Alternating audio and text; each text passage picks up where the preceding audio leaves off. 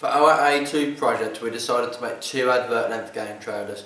We chose our genre of game to be self-action. Our story follows an ex-agent called Frank Rock, and his family has been taken from his ex-agency to blackmail him for something he didn't do. His mission is to retake his family and kill his old boss.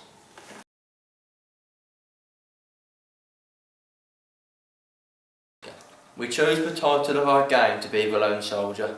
We got inspiration from other games. This is particularly shown for our first print artefact, which is the front cover which we designed for the game. We use a convention from the character from Watch Dogs, Aidan Pierce, and use it as inspiration for our cover.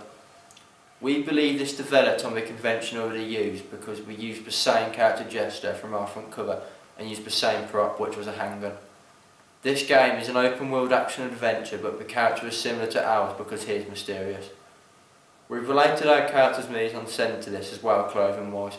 This is because the character is shown as wearing casual clothes, and we decided to dress our character like this as well. This is good because it fits into the convention of the title because it shows he's on a rogue mission. Our product also challenges other conventions from characters of existing media products. This is shown through the portrayal of the main character in the game series Splinter Cell. This character looks more professional as he is part of a special group, whereas our character gives more of a grittier feel across, which shows him his more professional, personal emotions to his mission. We believe this was a good convention to challenge on because he has differences to ours. However, in the 6th instalment of the Splinter Cell series, Splinter Cell Conviction, the series saw a complete change with the mood of the story and feel of the character, which was good because we used the conventions from this to develop our character. This is because the character is similar to ours, because like ours, he's on a rogue mission trying to find his daughter. Like ours, he's trying to find his family. The feel of the character is similar as well because he has a gritty and violent feel to him, and he's emotionless due to his background story, showing how we've used conventions from product. You can also see the difference in his clothing, which draws on the similarities from the character from Watch Dogs. This shows how we've got collaborations and ideas from different game products to piece together our character's look and story. Within our trailer we have shown the different gameplay elements. We did this by showing both first and third person gameplay. This is similar to the stealth action game series Metal Gear Solid.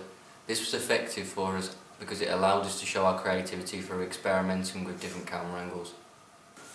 These gameplay elements allowed us to show the first and third person game.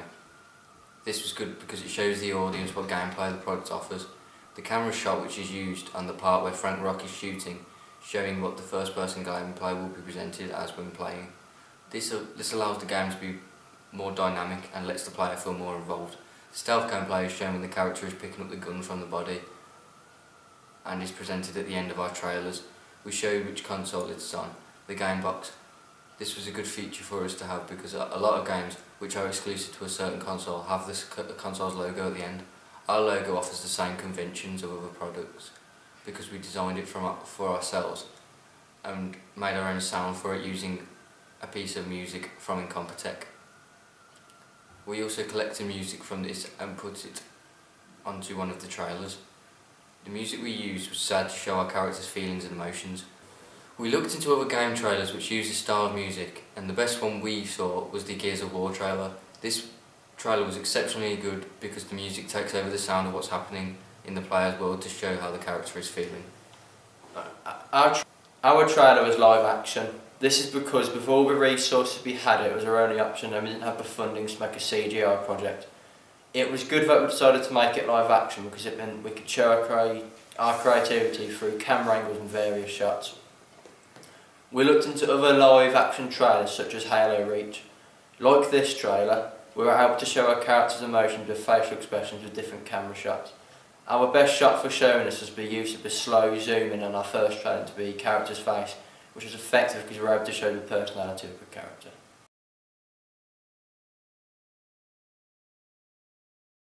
Our ancillary text suits our final game trailer as well. It captures the themes of an action/stealth video game and gives the viewers of them an insight of what to expect from a game of this genre. We had to make and design 2 ancillary texts, a front cover for the game and an advert for the game, which would have been used in a magazine. Both the ancillary texts use the same themes and images. This is evident because we have used the same blue zigzag line on both, showing we successfully combined the two ancillary texts to create an ongoing theme within the game. We believe that this image was good to involve because it is simple but effective to the game. It shows that it is a life and death situation because it is a sign used for life in hospital. The title of the game used on both ancillary text was presented on the top. This shows consistency and that the texts link up well together. We gathered our font style from dafont.com. This website was good because it allowed us to search for our font which we liked. We thought the font we chose worked well because it looks jagged and dangerous, which shows his and his family's dangers. It's similar to conventional other products. For example, it looks like it's font used from a newspaper which represents danger.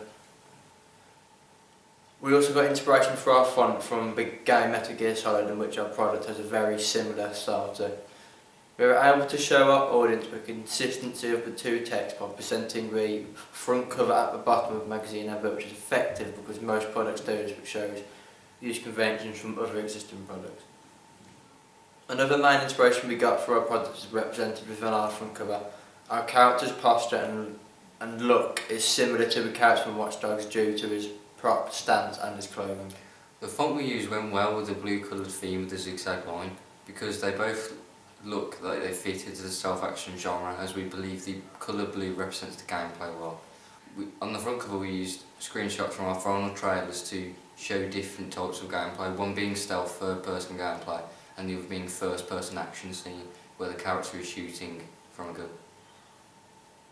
We also incorporated this into our advert and we put choose your own dynamic path between them, which was effective for the viewers because it shows different gameplays which our product offers. At the bottom of the advert we made a slogan. The slogan said "Get Revenge Autumn 2014. This was good for our magazine because it shows the main theme within our product and gives the viewer an indication of the release date. It added suspense by not putting an exact date on.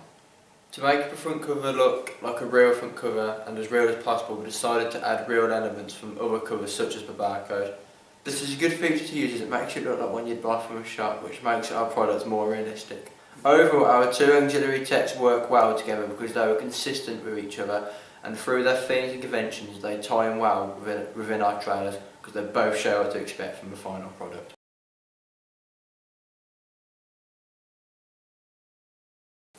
We held a showing of our game trailers to our class, who are of the right age group for our target audience and of different gender, so we could get an unbiased judgment. Out of the 11 people we asked to watch the film said ours was an overall good. We could have got an excellent from them if we followed more towards the generic conventions of the stealth-action genre, but in our trailers wanted to give our own take of the genre, and we think the general feedback was positive. When asked about how well planned the research and planning aspect of the A2 Media project was, the majority gave us 2 out of 5, 1 being the best and 5 being the worst. This is good, but we feel we could have perhaps increased our mark on this by adding more research and portrayals at the start of the blog, as we felt this is the area that was most lacking. When asking about how imaginative they thought our piece was, the majority gave some imagination, which we were satisfied with, but some gave little imagination. We were disappointed at this and we feel like we could have added more to our piece if we had a bit more time and had more knowledge generally on using the editing programs and more knowledge of different camera techniques. On asking how good our shot composition was, we averaged a 2.2 score. This was one of our lowest average scores. We feel we could have added to our shot composition if we had more opportunities to add more camera angles and styles, but we decided not to as we feel like this would have ruined the mystery genre of the trailer.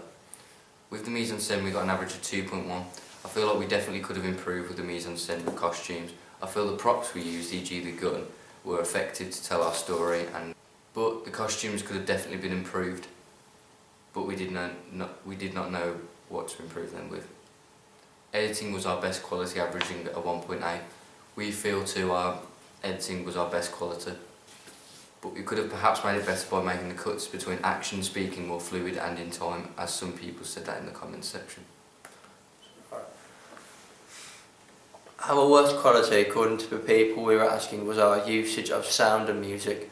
We agree with this being our worst quality, although we did have original pieces, but perhaps they were not used to its potential as it did not sound its best in the final piece. Also, some sounded quite grainy and low quality in the final version. For example, the gunshots.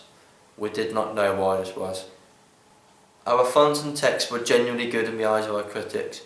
We didn't use much when it came to fonts, but ones we used, they said they were very original and intuitive.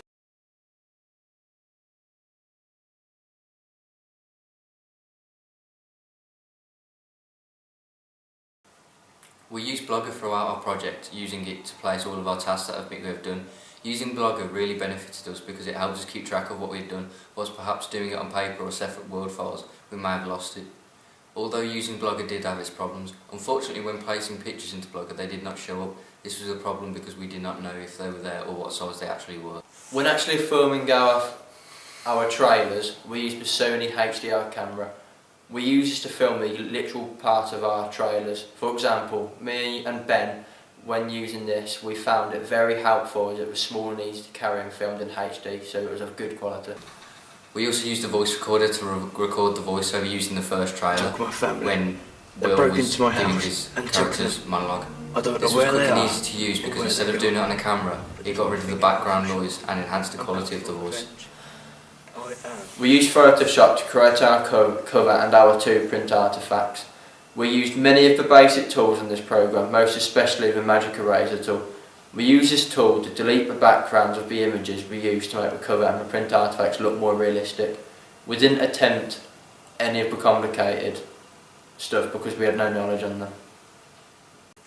We had to go with the graphics pad to make our cover and print artefacts, but we scrapped this idea because the quality of our drawings were not really good enough for our final ideas, and we did not have the time either to draw out everything first hand. But the pad itself was very useful, and the things we sketched on there inspired us for our actual final cover. For example, the blue line running through the middle of our print artifact and the cover. We used Premiere Pro as our editing software. We found this program very helpful in editing our two trailers because we knew from the previous year doing our AS task everything to do in the program. We used several effects in our trailers, mostly transitions and fades. We used the website in Compotech to get our music from our first trailer and the gunshots you hear at the end of each trailer. These were royalty-free music so we could use without breaking copyright laws. Using the music we got from this site enhanced our trailers by adding more brooding sadness we needed to portray in our trailer and character.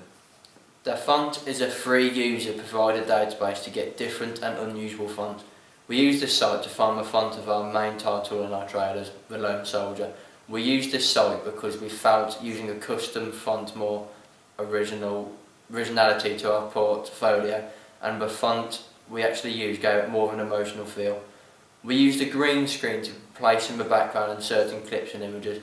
We used it to film the cloud segment in the background of our first trailer, and we are using it during our evaluation. We found using the green screen provided us with a lot of possibilities while filming, but we could not do without using the cloud scene in particular. We could portray that our character is the mysterious one.